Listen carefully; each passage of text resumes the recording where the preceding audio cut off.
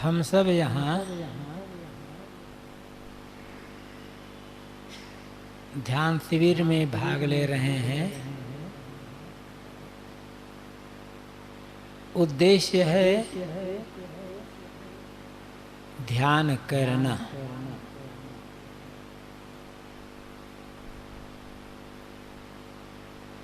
कैसे करना है, ये प्रक्रिया आपको बताई जाएगी, बताई जा रही है।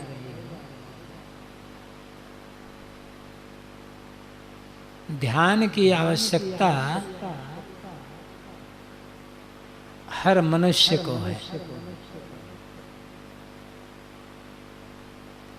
चाहे वह गृहस्थ हो चाहे विरक्त हो। किसान को भी आवश्यकता है ध्यान की, व्यापारी को भी,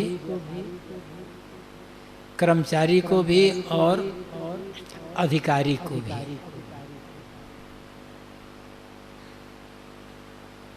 ध्यान क्या है?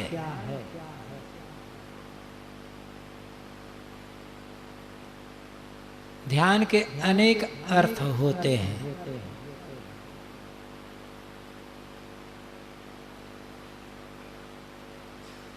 ध्यान का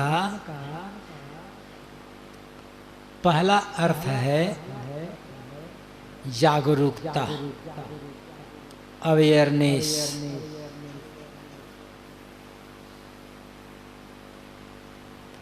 सावधानी।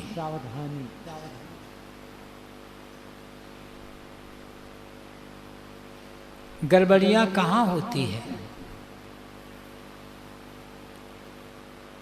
जब हम सावधान और जागरूक नहीं रहते, तभी हमसे गड़बड़ी होती है, भूल होती है। हर समय हम जागरूक सावधान रहें तो भूल होने का कोई अवसर ही नहीं आएगा।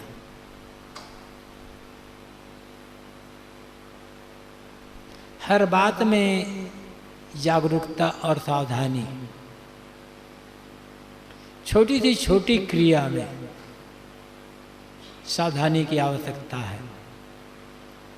यदि छोटी क्रिया में सावधानी नहीं है तो बड़ी क्रिया में सावधानी रखना बहुत कठिन हो जाएगा।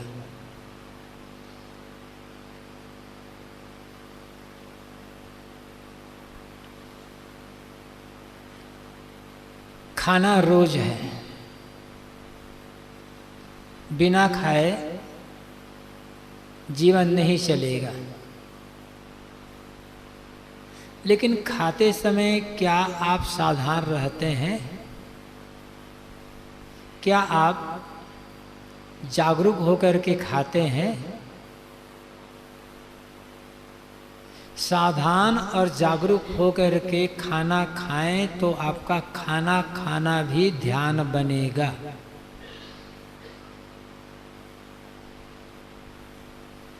भोजन करने के लिए आप बैठे तो हैं भोजनालय में,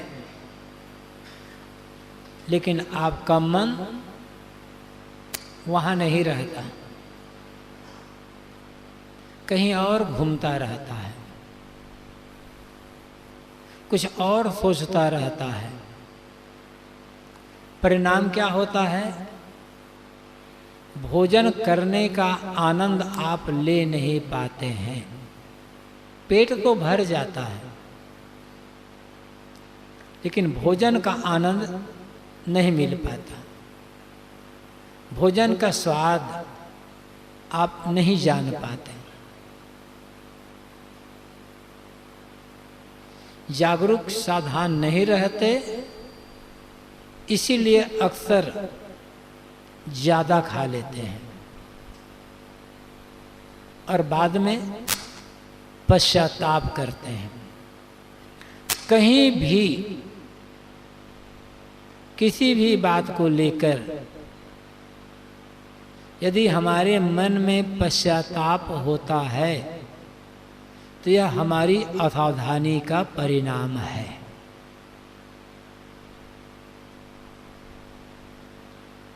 तो जागरूक होकर आप भोजन करेंगे,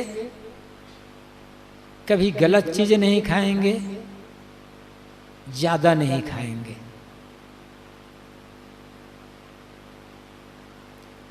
और पूरा एकाग्र होकर के खाएंगे तो आपको भोजन में एक अद्भुत स्वाद जान पड़ेगा।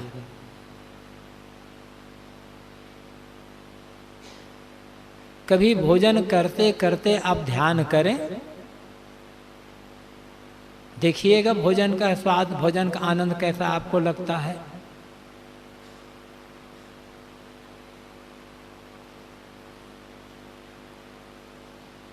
अद्भुत स्वाद लगेगा आपको भोजन का।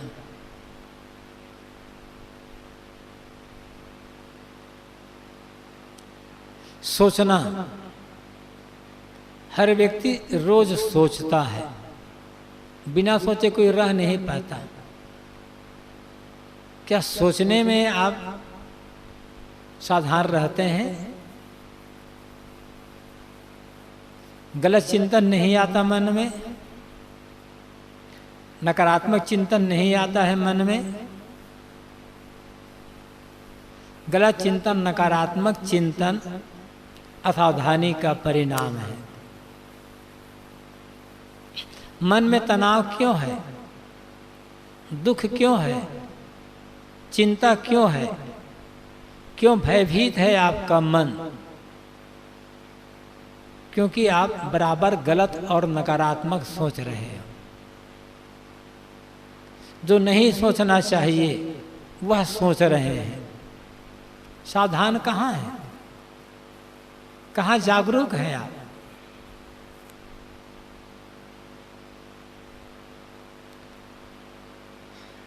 ध्यान में बैठते हैं, कहते हैं कि मन नहीं रुकता। क्यों? आपके गलत चिंतन का परिणाम। ऐसी आदत आपने बना ली है कि आपका मन ध्यान में बैठते हैं तो भी गलत ही सोच रहा है। तो ध्यान का अर्थ होता है जागरूकता, हर समय जागरूक, हर समय जागरूक, छोटी से छोटी क्रिया में जागरूक। जीवन के प्रत्येक काम को जागरूक होकर करेंगे तो ध्यान करना कठिन नहीं होगा, बहुत सरल हो जाएगा। आदत हमने बिगाड़ डाली है, इसलिए ध्यान करना कठिन लगता है।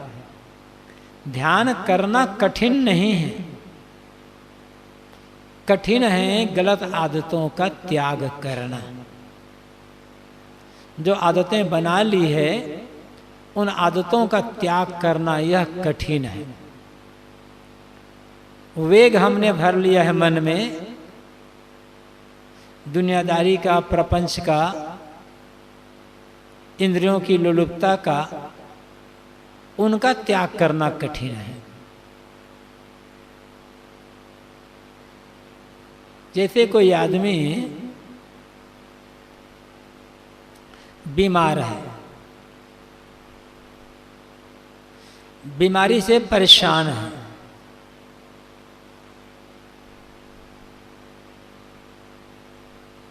डॉक्टर के पास जाता है,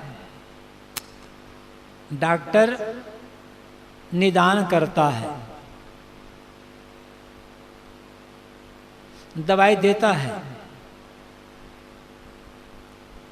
और कहता है कि इस नियम से आपको दवा खाना है। दवा आप खा रहे हैं, फिर भी बीमारी दूर नहीं हो रही है। क्यों? हो सकता है ये कारण यह हो कि डॉक्टर ने सही निदान न किया हो, सही दवाई न दी हो। लेकिन निदान सही हुआ है, दवा सही दी गई है, फिर भी बीमारी घटने के बजाय और बढ़ रही है। कारण क्या है? दवा तो आप बाद में खाइए, पहले उस खान पान, रहन सहन और चिंतन का त्याग करिए जिससे आप बीमार हुए हैं। जिस चीज के खाने से आप बीमार हुए हैं उस चीज को बराबर खा रहे हैं। जिस रहन सहन से शरीर बीमार हुआ है और रहन सहन त्यागने के लिए तैयार नहीं है, तो जिंदगी भर दवा खाते रह जाओ, रहोगे बीमार के बीमार। दवा की आवश्यकता बाद में पड़ेगी, और दवा की आवश्यकता तभी पड़ी जब हम कहीं न कहीं असावधान हो गए हैं। खाने पीने में सावधान रहते हैं, उठने जागने सोने जागने में सावधान रहते हैं, चलने फिरने काम धाम में सावधान रहते हैं, सोचने विचारने में सावधान रहते हैं, तो बीमारी का अवसर प्रायः नहीं आता।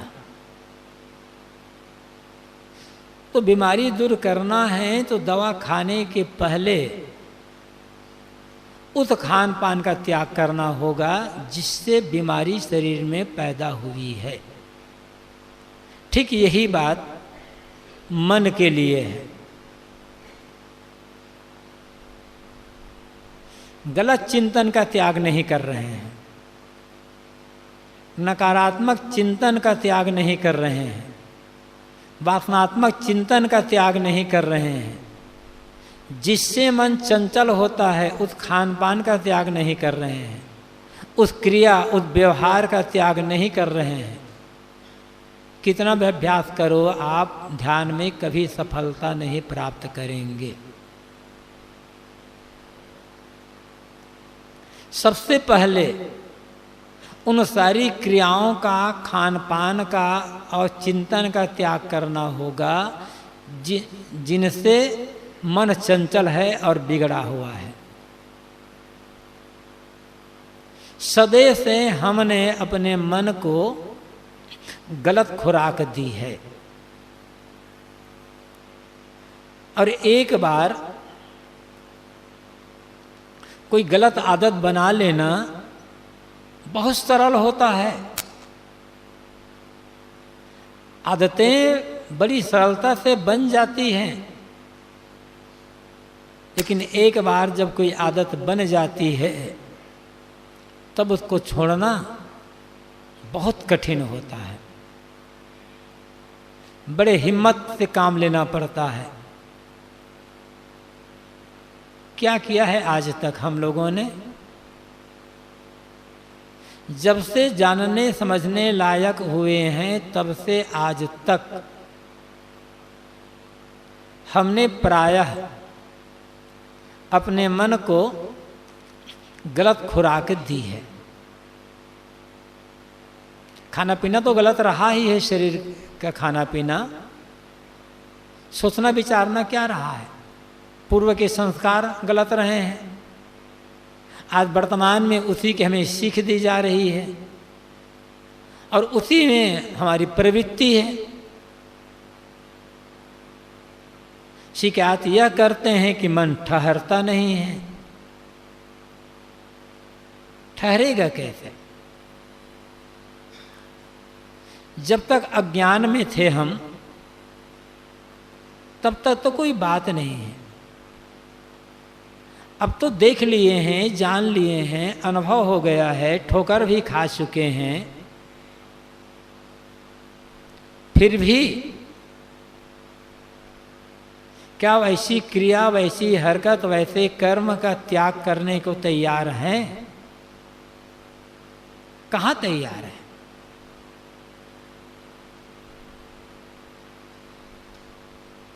अनुभव नहीं हुआ था।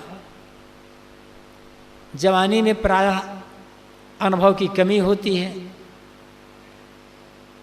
तो राग रंग मोह माया वासना प्रपंच के लिए मन दौड़ता है। ठीक है, लेकिन अब तो अधेड़ अवस्था आ गई है, वर्षों उसका अनुभव कर चुके हैं, देख चुके हैं कि मिलता कुछ नहीं है, केवल अपने को बिखेर देना होता है, बेच देना होता है। क्या उसको छोड़ने के लिए मन तैयार है? क्या आप उसको छोड़ने के लिए कोई उपाय कर रहे हैं?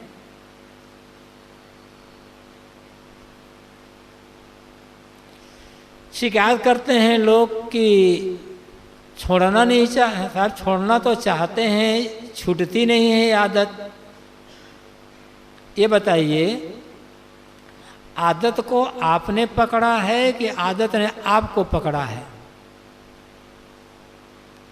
आदत आपने बनाई है कि आदत ने आपको बनाया है?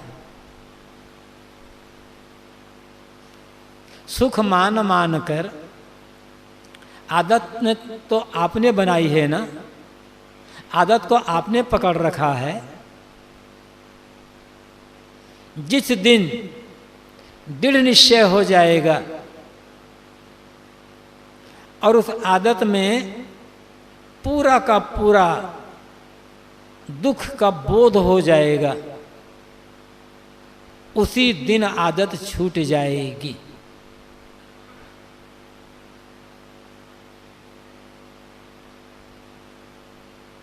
कल्पना करें,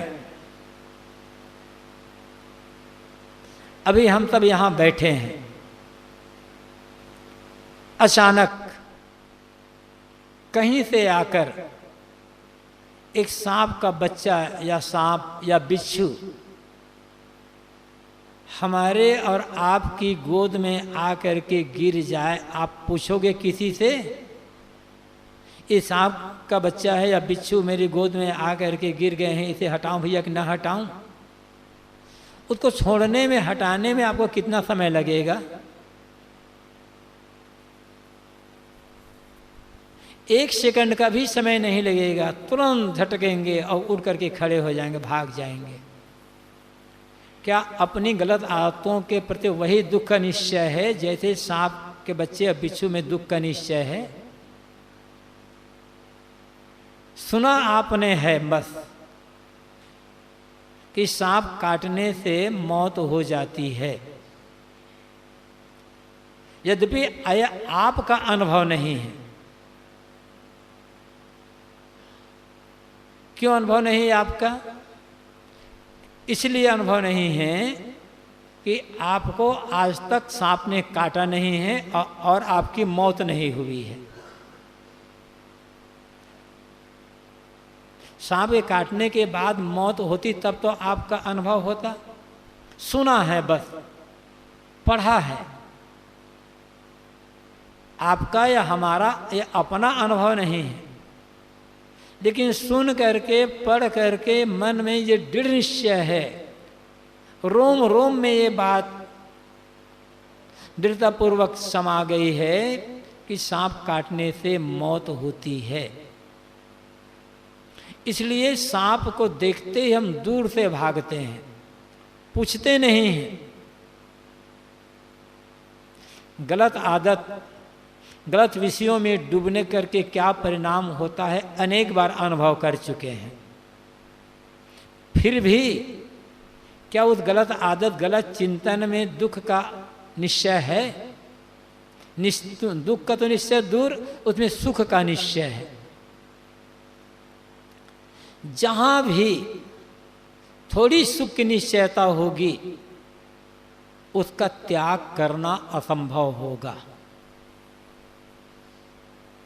त्याग उसी का होता है जिसमें पूरा पूरा दुख का निश्चय होता है। फिर पूछना नहीं पड़ेगा। और मन उसी तरफ दौड़ रहा है। जिन जिन क्रियाओं से, कर्मों से, भोगों से मन चंचल हुआ है, बहिर्मुख हुआ है, बिगड़ा है, उन्हीं के लिए अभी भी मन दौड़ रहा है, अभी भी ललचा रहा है। तो रुकेगा कहाँ से मन?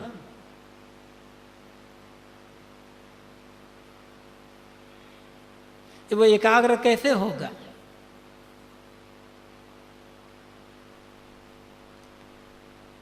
मैं कह रहा था, क्या हम जागरूक होकर के जी रहे हैं?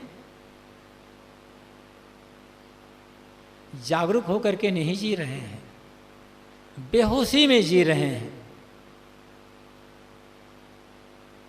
होश हवास में जीने वाले तो कोई कोई होते हैं। हमारी पूरी जिंदगी बेहोशी में जीते जीते बेहोशी में ही समाप्त हो जाती है। मन के किसी भी विकार में पड़ना बेहोशी में जीवन जीना है, और विकार हमें बहुत प्यारा है। इसलिए जागरूकता की आवश्यकता है। जागरूक हो जाए। जागरूक होने के लिए उस ढंग का जो साहित्य है उसका अध्ययन करें, चिंतन करें। ध्यान का अर्थ चिंतन भी है। 3 बातों पर ध्यान देना है। जीवन को सफल बनाना है, दुख से छुटकारा पाना है, तो 3 बातों पर ध्यान देने की आवश्यकता है। ध्यान देने की आवश्यकता नहीं है, प्रयोग करने की आवश्यकता है। ध्यान देने का मतलब है प्रयोग करना। हम प्रयोग नहीं करते हैं तो हमारा सारा ज्ञान, सारा जानना हवा बन करके उड़ जाएगा। पहली बात है स्वाध्याय। स्वाध्याय के 2 अर्थ होते हैं।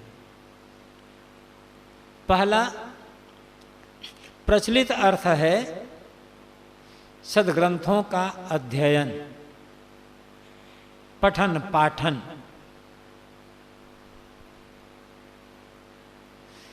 जो आपका उद्देश्य है, जो हमारा उद्देश्य है, उद्देश्य क्या है? बाहरी भौतिक रूप में हर आदमी का उद्देश्य अलग अलग है। किसी का उद्देश्य है खूब पैसा कमाना, किसी का उद्देश्य है बहुत बड़ा विद्वान बनना, किसी का उद्देश्य है दुनिया में प्रसिद्ध हो जाना, प्रतिष्ठित हो जाना, किसी का उद्देश्य है बहुत लोगों पर शासन अधिकार रखना। ये अलग अलग उद्देश्य हैं। कोई सोचता है कि मैं संगीत में महारत हासिल करूं, कोई प्रवचन में महारत हासिल करना चाहता है, कोई लेखन में, कोई किसी और कला में।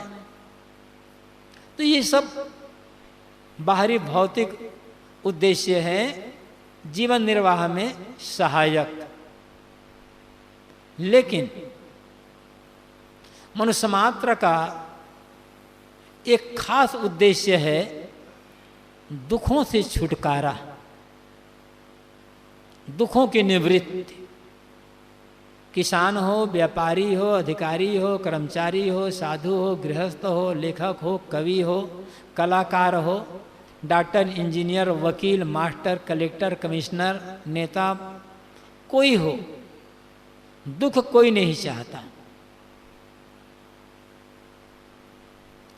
दुख से सदा काल के लिए छुटकारा पाना ये उद्देश्य है। तो इस उद्देश्य की पूर्ति जिससे हो, ऐसे ज्ञान की आवश्यकता है। तो ज्ञान कहाँ से मिलेगा? ऐसे सद्ग्रंथों के अध्ययन से। चाहते हैं शांत, चाहते हैं परमानंद, चाहते हैं दुख से छुटकारा, और अध्ययन क्या कर रहे हैं? ऐसे ग्रंथों का, ऐसे साहित्य का जिनको पढ़ करके मन और अधिक चंचल हो, उत्तेजित हो, बहिर्मुख हो।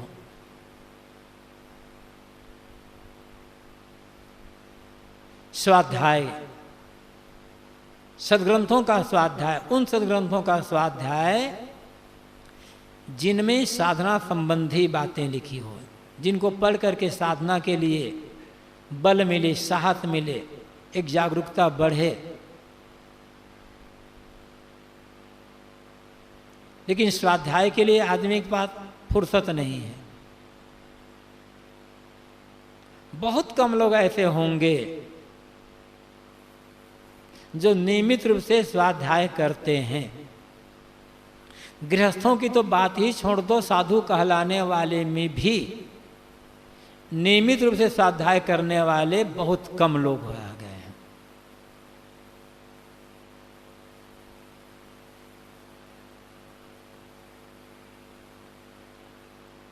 जब स्वाध्याय ही नहीं करेंगे तो उस दिशा का ज्ञान कहां से मिलेगा? तो स्वाध्याय करें, समय निकालें। समय मिलेगा नहीं, समय निकालना पड़ेगा आपको। जिस काम के लिए लाभ का निश्चय हो जाता है उसके लिए आपको समय मिल जाएगा, समय आप निकाल लेंगे। स्वाध्याय को जीवन का एक अंग बना लें, समय निकल आएगा। बराबर स्वाध्याय करते करते मन में बात बैठती जाएगी तो वैसा निश्चय होता जाएगा। स्वाध्याय का दूसरा अर्थ है स्व अध्याय, स्व खुद। अध्याय अध्ययन, खुद का अध्ययन। और इसका अर्थ है अकेले में बैठकर अपने गुण दोषों की परख करते रहना। गत वर्ष की अपेक्षा इस वर्ष साल भर के दरमियान में मेरे दोष कितने घटे, दोष घटे हैं या बढ़े हैं? दोष घटने की अपेक्षा बढ़ गए तो कहाँ मुझसे भूल हो रही है, कहाँ मैं गलती कर रहा हूं, क्यों बढ़ रहे हैं दोष? ग्लानि करें, कारण खोजें और ग्लानि करें।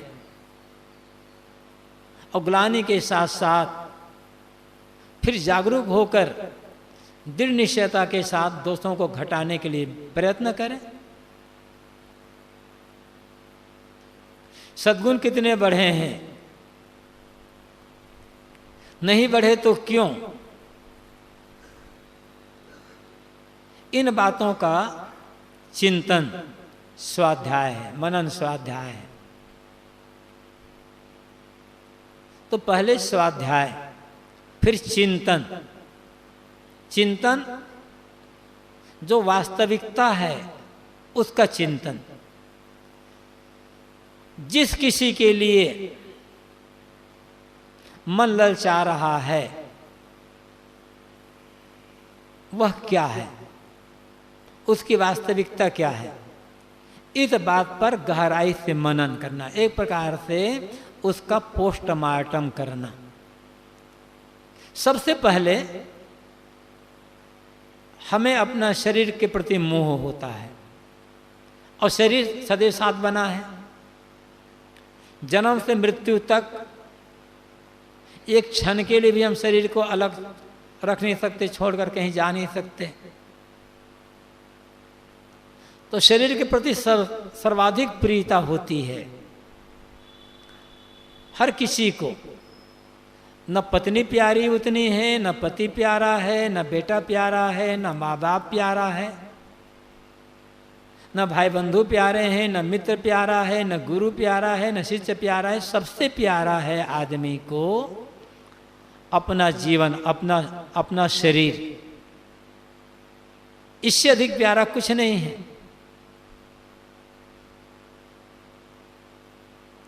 शरीर क्या है पहले विचारें। जिस शरीर के प्रति इतना मोह है और जिस शरीर के लिए इतना हम आपाधापी में पड़े हुए हैं वो शरीर क्या है? थोड़ा सा गंभीर होकर चिंतन करें तो लगेगा मिट्टी, पानी, आग, हवा, इन जड़ तत्वों से निर्मित जड़ तत्वों का साज ठाट है। और विचार करें, हड्डियों का ढांचा, स्केलेटन ऑफ बोन्स। क्या हड्डियों का ढांचा है ये? कंकाल बस। मांस भरा है, ऊपर से चाम लपेट दिया गया है। इसमें कहीं मल भरा है, कहीं मूत्र भरा है, कहीं कफ, कहीं थूक, कहीं लार। इनको छोड़ करके ये शरीर है क्या? कहीं आप गए,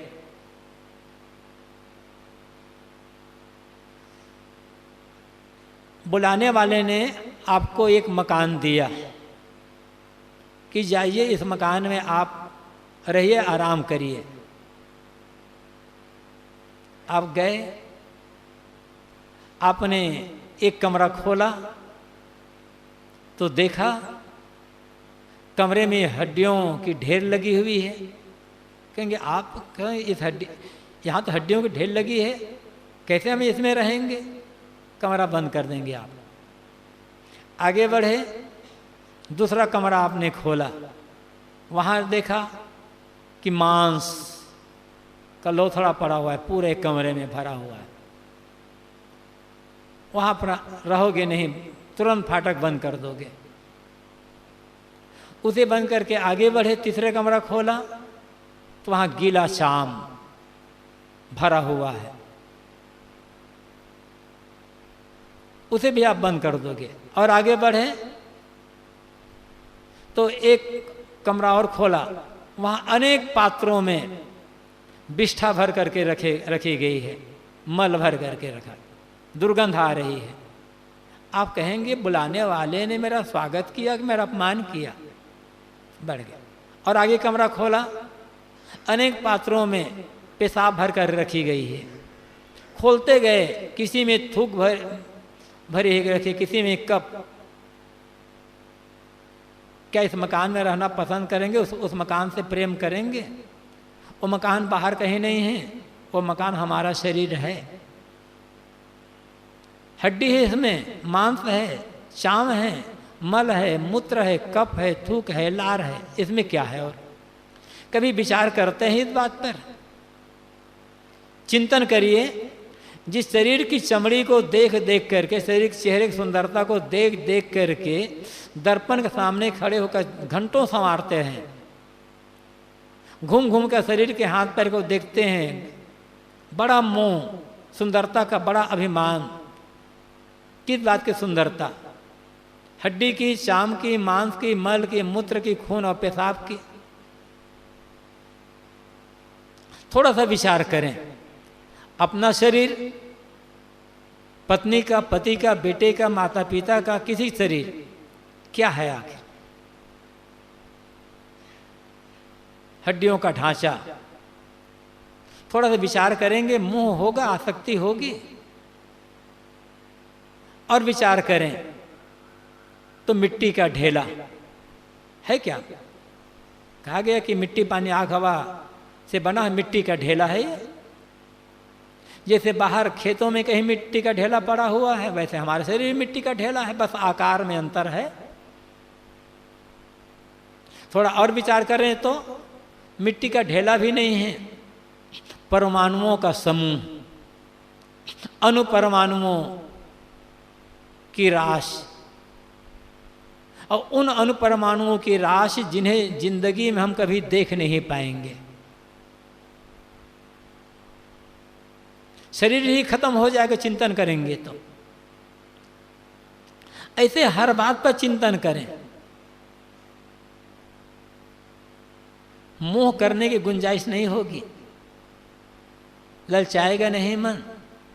जिस किसी के लिए ललचा रहा है मन, जिस किसी को देख करके मुग्ध हो रहा है मन, सोच रहा है ये मिल जाए, उसका पोस्टमार्टम करना, उस पर चिंतन करना शुरू करें। सोचते हैं हम, बहुत लोग हमको जान लें, हमारी बड़ी प्रतिष्ठा हो जाए, उस पर विचार करो। क्या प्रतिष्ठा? जितने भी प्रतिष्ठा के शब्द हैं हवा के झोंके हैं। प्रतिष्ठा करने वाले अपनी खुशी के लिए प्रतिष्ठा दे रहे हैं, आरती कर रहे हैं, वंदना कर रहे हैं, सम्मान कर रहे हैं, उनको प्रसन्नता मिल रही है। हमें क्या मिल रहा है इसमें? हमारी कौन सी बड़ाई हो रही है? अहंकार बढ़ रहा है। और अभी थोड़ी देर में जितने सम्मान करने वाले लोग हैं, आरती वंदना करने वाले, पूजा करने वाले, अलग अलग हो जाएंगे, हम अकेले रह जाएंगे। क्या मिला उसमें? क्षणिक फुलावा। दुनिया भर में हमारा नाम फैल गया, करोड़ों नहीं अरबों लोग जानने लग गए। हमारा मन विकारों में डूबा हुआ है, दुखी हो रहा है, चिंतित हो रहा है, भयभीत हो रहा है। नाम फैलने से क्या फायदा हुआ? क्या मिला? कौन सा कल्याण हुआ? हमारा नाम फैल गया, काम की वासना घटी, कि क्रोध घटा, कि लोभ घटा, कि मोह घटा, कि भय घटा। कौन सा लाभ हुआ? थोड़ा सा चिंतन करें। हर बात में, छोटी बात हो, बड़ी बात हो, छोटी चीज हो, बड़ी चीज, हर बात में चिंतन करें। जितने चिंतन गहराई में उतरते जाएंगे उतना मोह घटता चला जाएगा। स्वाध्याय का परिणाम होना चाहिए चिंतन। और जब चिंतन की गहराई में मन उतरता चला जाएगा, मोह घटता जाएगा, तब आगे ध्यान का क्षेत्र आता है। जब तक वास्तविकता का हम चिंतन नहीं करेंगे तब तक ध्यान लगने वाला नहीं है, भटकता रहेगा मन। पहले ज्ञान चाहिए, फिर ज्ञान के अनुसार हकीकत का चिंतन। चिंतन करते करते वस्तु खोती जाएगी। जब कोई चीज रह ही नहीं गई है तो न लोभ होगा, न मोह होगा, न भय होगा, न चिंता होगी। तो जब इन विकारों से मन रहित हो जाएगा तब मन अंतर्मुख होगा और तब ध्यान होगा। ध्यान में पहले मन को एकाग्र करना होगा। ध्यान का एक अर्थ मन की एकाग्रता है।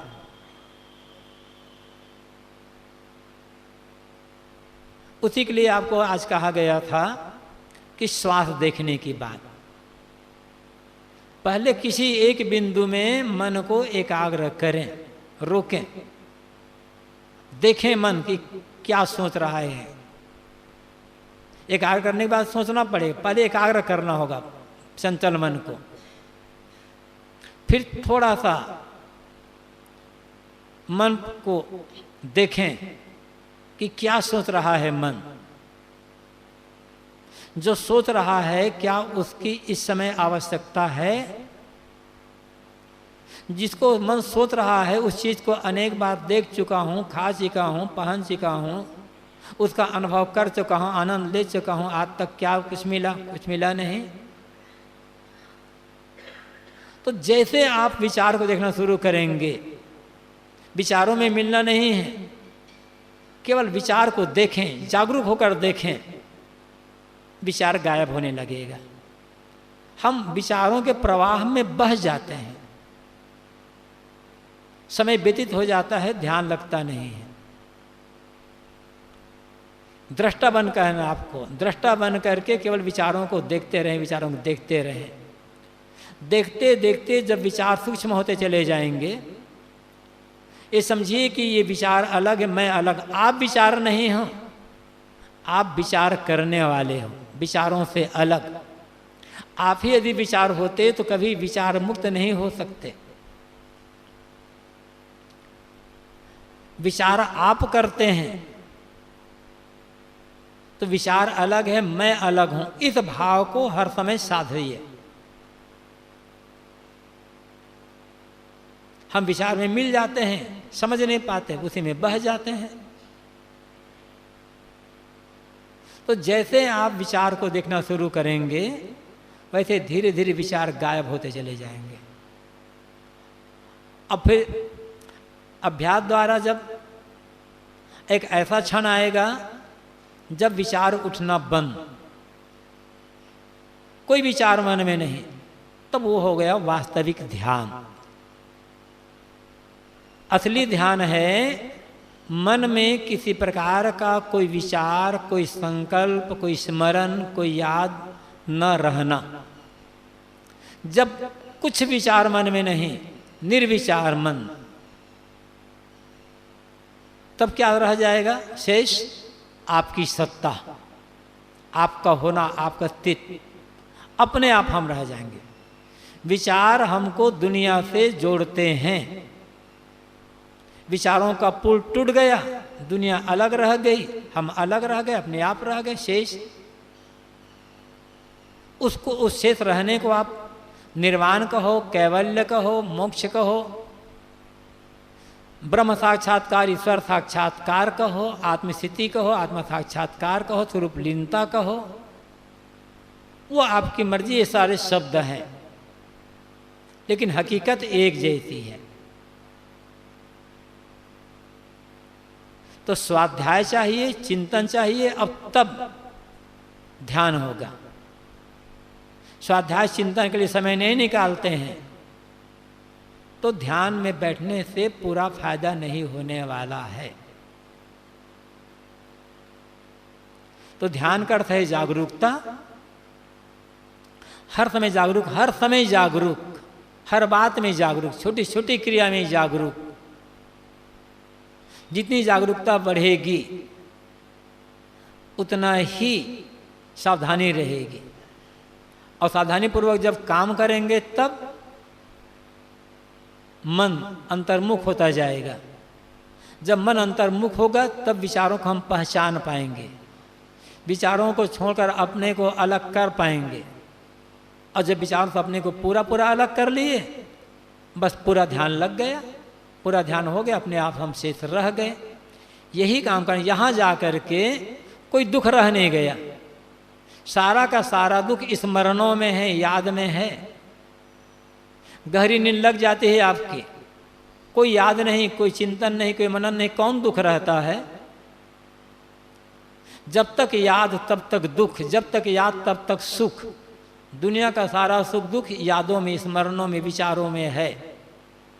जहाँ सारे विचार, संकल्प, स्मरण शांत, न दुनिया का वहाँ कोई सुख और न दुनिया का वहाँ कोई दुख। हकीकत आपकी, हकीकत आपका होना मात्र रह जाता है। उसी दशा तक पहुँचने के लिए, साधने के लिए ध्यान की आवश्यकता है। तथ्य को समझना होगा और जागरूक होकर काम करते रहेंगे, हर समय बाहर भीतर जागरूक। तब ध्यान करना कठिन नहीं, सरल हो जाएगा। ये बात पर बार बार चिंतन करने की, मनन करने की आवश्यकता है। 10 मिनट शेष हैं 8 बजने में। थोड़ी देर आप एकाग्र होकर के बैठें, बत्तियां बुझा दें, कुछ सोचना नहीं है। सोचना भी है, मन एकाग्र नहीं होता है। तो जो कहा गया है सांस देखने को, उसी पर ही आप मन को केंद्रित रखें। जब भी मन भटके बस घुमा फिरा करके सांस पर ही मन को केंद्रित रखें। या फिर आप जो पुराने साधक हैं, विचारों को छोड़ करके दृष्टाभ्यास, आत्मलीनता का काम करें।